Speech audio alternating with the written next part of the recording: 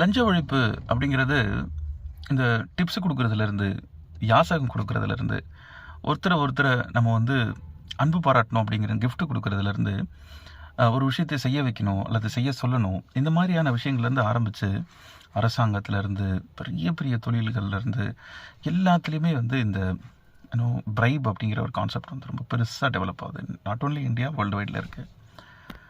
இந்த விஷயத்தை அழிக்கிறதுக்கு என்னென்னமோ மூவிஸ், அப்புறம் நிறைய ஸ்ட்ராட்டஜிஸ், கேமராஸ் இந்த மாதிரிலாம் வைக்கிறாங்க. ஆனால் ஏன் அது தப்பு அப்படின்னு நம்மளே சேஞ்ச் பண்ணக்கூடாது, right?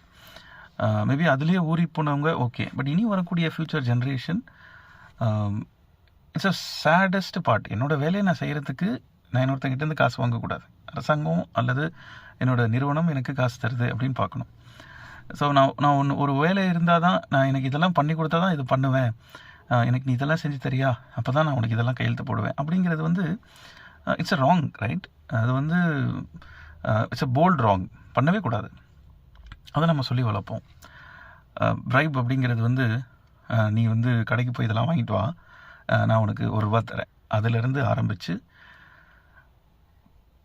IAS, IPS, judges, IRS, IFS, இந்த மாதிரி பெரிய பெரிய கம்பெனிகளில் இருக்கிற முதலாளிகள், ரோடு போடுறதுலேருந்து அன்றாட வாழ்க்கையிலேருந்து எல்லாத்துக்குமே தேவைப்படுது.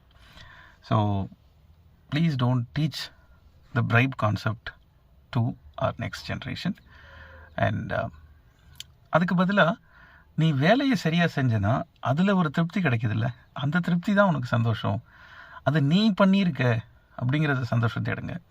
அவர் அதை பண்ண அந்த கடமைக்கு செல்ஃபாக அப்ரிஷியேட் பண்ணிக்கோங்க. That's the best part I can feel. அதை வந்து ஒரு ஒரு taking some extra amount or taking வேறு ஏதாவது ஒரு எனக்கு இதெல்லாம் பண்ணி கொடுக்கணும் அப்படின்னு நினைக்கிறது வந்து it's a pure form of killing that good deed or killing that work அப்படின்னு பார்க்குறேன். தேங்க்யூ.